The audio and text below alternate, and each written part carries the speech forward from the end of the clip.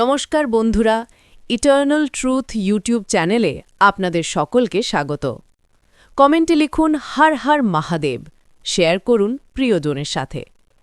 আজকের আধ্যাত্মিক কাহিনী। আজ আমরা জানব মিথ্যা বলার শেষ পরিণতি, গরুর পুরাণে বর্ণিত নরকের শাস্তি। এই পৃথিবীতে মানুষ যত পাপ করে তার মধ্যে সবচেয়ে সহজ কিন্তু সবচেয়ে ভয়ঙ্কর পাপ হল মিথ্যা বলা। মিথ্যা করতে কোনো অস্ত্র লাগে না, লাগে না শক্তি, লাগে শুধু জিহ্বা। গ্রাম বাংলার এক শান্ত গ্রাম, নাম তার শিবডিহি। বাইরে থেকে দেখলে মনে হবে দেবতার আশীর্বাদে ভরা গ্রাম।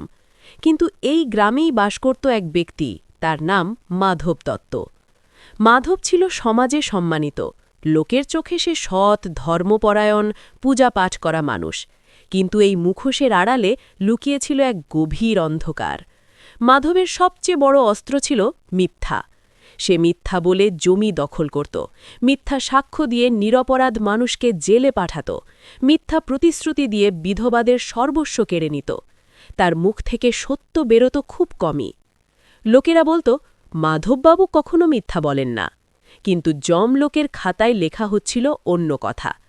গরুর পুরাণে বলা আছে, যে ব্যক্তি মিথ্যাকে আশ্রয় করে জীবন চালায় তার প্রতিটি মিথ্যা যমদূতের খাতায় রক্তাক্ষরে লেখা হয়। যমরাজের সভায় একদিন 2 যমদূত হাজির হল। চিত্রগুপ্তের সামনে রাখা হল মাধব দত্তের কর্মফল পুস্তক। চিত্রগুপ্ত বললেন, এই মানুষটি জীবনে কাউকে হত্যা করেনি, চুরি করেনি, কিন্তু এর জিহ্বা 1000 খুন করেছে।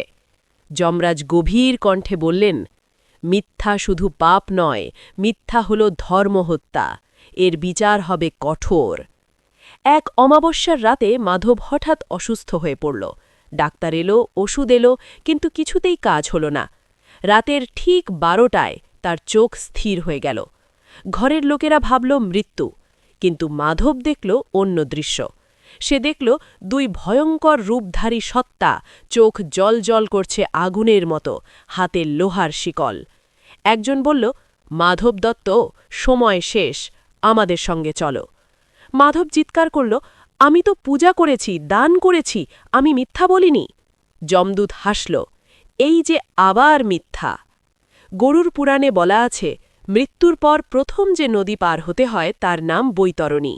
এই নদীর জল রক্ত, পুজ আর বিষে ভরা। মাধবকে নদীর ধারে নিয়ে যাওয়া হল।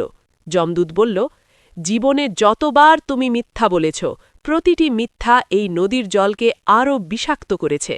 এই নদী তুমি নিজেই তৈরি করেছ।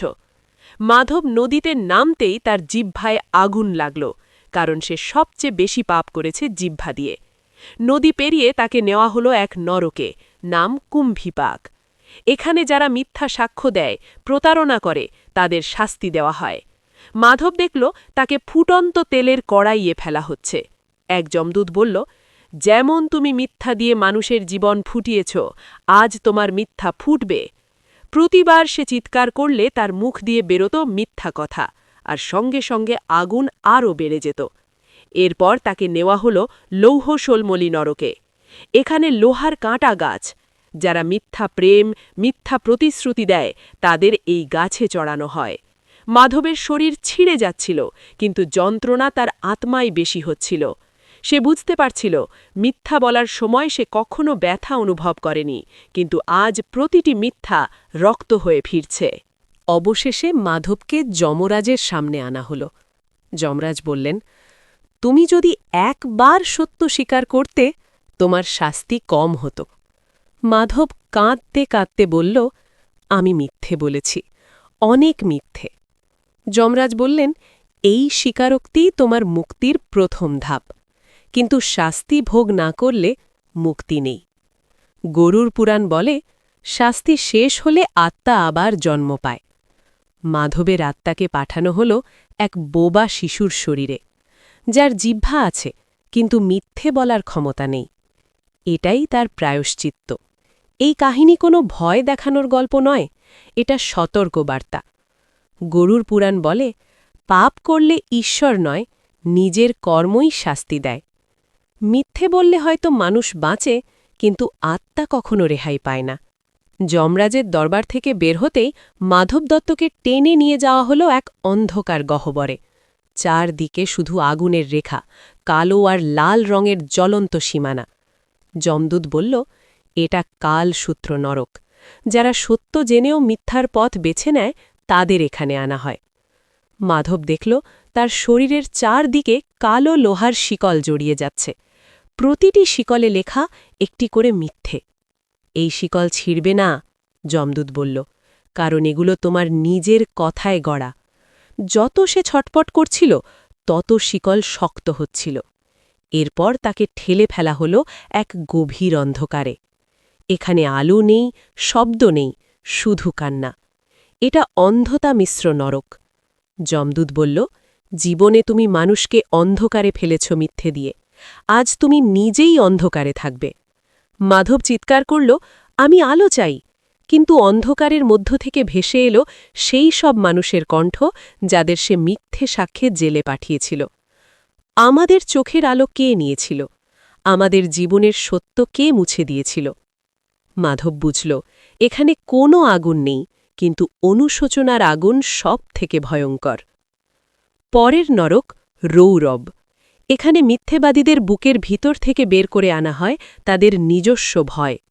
মাধব দেখল এক ভয়ঙ্কর জন্তু তার দিকে ধেয়ে আসছে।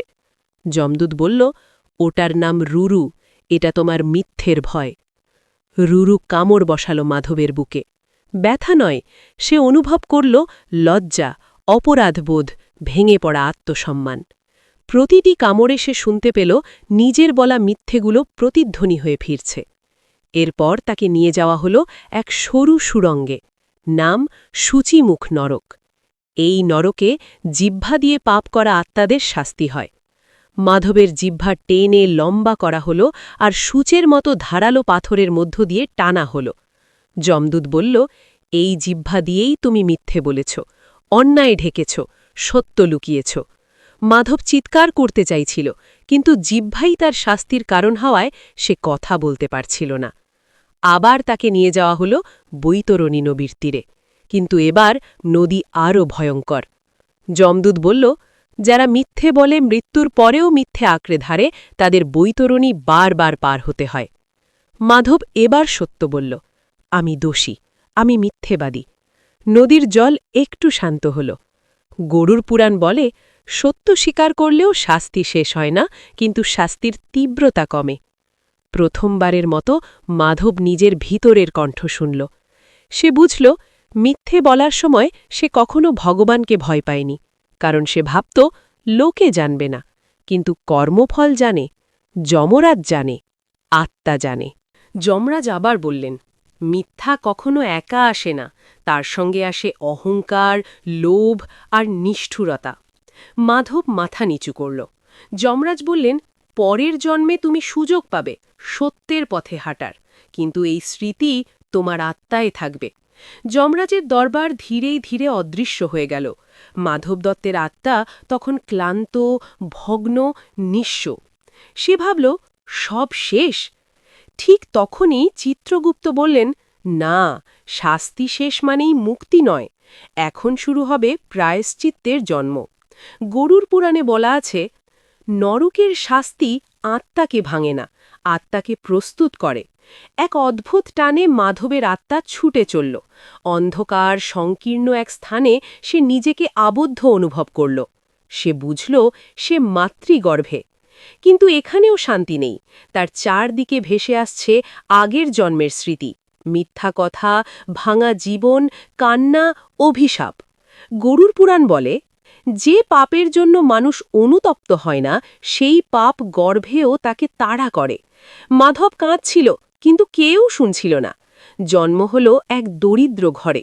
শিশুটি বেঁচে আছে, কিন্তু কথা বলতে পারে না।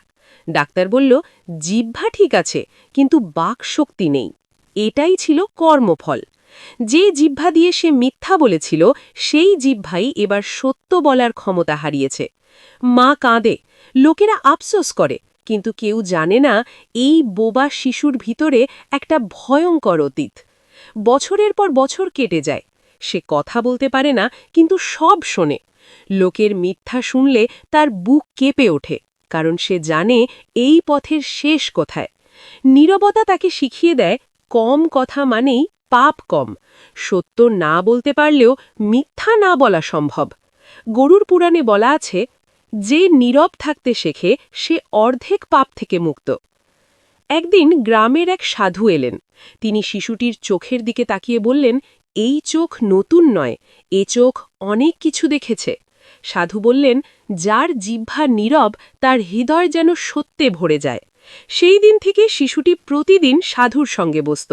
কথা না বলে সে শুনত ধর্ম, সত্য, কর্মফল। এক রাতে শিশুটি স্বপ্ন দেখল, নরক, যমদূত, ফুটন্ত তেল, বৈতরণী নদী। ঘুম ভেঙে সে কাঁদল। প্রথমবার সে নিজের মনে বলল, আমি আর মিথ্যা চাই না, আমি মুক্তি চাই। এই মনোবাক্যই ছিল তার প্রায়শ্চিত্তের শুরু। এক গভীর রাতে যমদূত আবার এলো, কিন্তু এবার ভয়ঙ্কর নয়। যমদূত বলল, তুমি শাস্তি ভোগ করেছ, নীরবতা দিয়ে সত্যকে সম্মান করেছ। আর এক জন্ম, যমদূত বলল, তারপর বিচার হবে। পরের জন্মে সে হলো এক সাধারণ মানুষ। এই জন্মে তার বাকশক্তি আছে, কিন্তু প্রতিবার মিথ্যা বলার সুযোগ এলে তার গলা শুকিয়ে যায়, নরকের দৃশ্য চোখে ভেসে ওঠে। সে সত্য বলে, লোকের ক্ষতি হলেও, কারণ সে জানে মিথ্যার লাভ ক্ষণিক, কিন্তু শাস্তি চিরন্তন। গরুর পুরাণ বলে, যে পাপ বোঝে, অনুতপ্ত হয় এবং পুনরাবৃত্তি করে না, সে মুক্তির যোগ্য। মাধবের আত্মা এবার হালকা, যমলোক থেকে বানিয়ে এলো, পরের জন্মে তুমি আর নরকে যাবে না। এই ছিল আজকের আধ্যাত্মিক কাহিনী। আপনাদের এই গল্পটা যদি ভালো লেগে থাকে, লাইক, কমেন্ট, শেয়ার, সাবস্ক্রাইব অবশ্যই করবেন। পুরো গল্পটা শোনার জন্য ধন্যবাদ।